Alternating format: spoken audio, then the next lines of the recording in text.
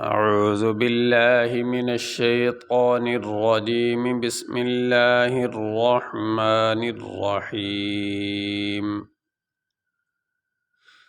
ثم عفونا عنکم من بعد ذلك لعلکم تشکرون۔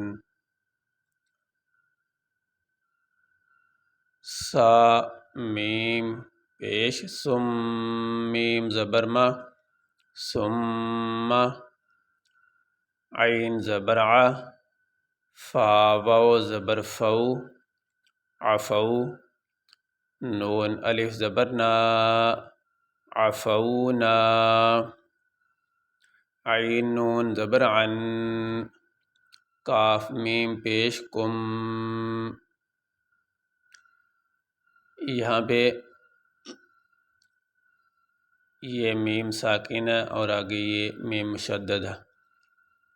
ساکن کہتے ہیں جس کے اوپر جزم آ جائے، یہ جو ہے نا اس کو جزم کہتے ہیں، دال کی طرح جو مڑی ہوتی ہے یہ جزم ہے،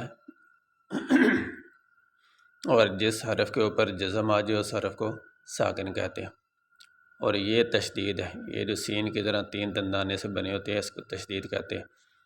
جس حرف کے اوپر تشدید آ جائے اس حرف کو مشدد کہتے ہیں۔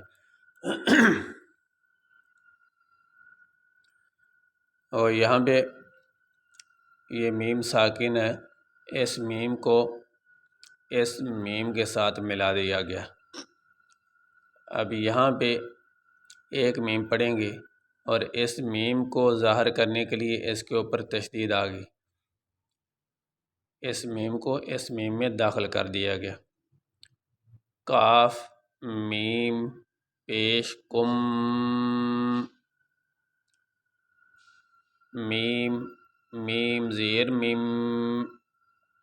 اب یہاں پہ نون ساکن ہے اور اس کے بعد یہ با، نون ساکن کے بعد با آ جائے تو نون ساکن کو میم کے ساتھ تبدیل کر دیا جاتا ہے۔ تو یہاں پہ یہ چھوٹا سا میم اوپر پڑا ہوا ہے، یہ اس لیے کہ نون ساکن کے بعد یہ با آ گیا۔ اب یہ نون کو میم کے ساتھ بدل کر یہاں پہ ہم نے میم پڑھا، میم میم زیر میم با عین زبر با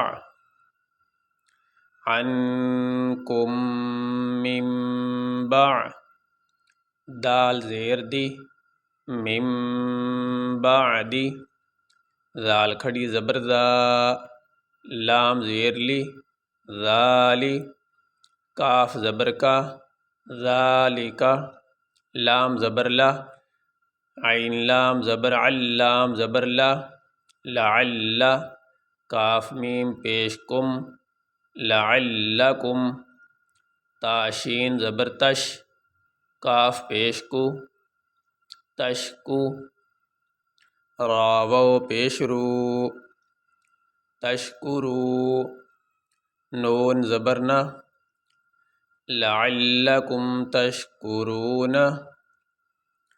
یہاں پہ آیت مکمل ہو گئی، یہاں پہ وقف کریں گے، وقف کرنے کی صورت میں آخری حرف کو ساکن پڑھا جاتا ہے، یہاں پہ آخری حرف نون ہے، اس کے اوپر زبر ہے، تو وقف کرنے کی صورت میں نون کے اوپر جو زبر ہے وہ نہیں پڑھا جائے گا، نون کو ساکن پڑھیں گے۔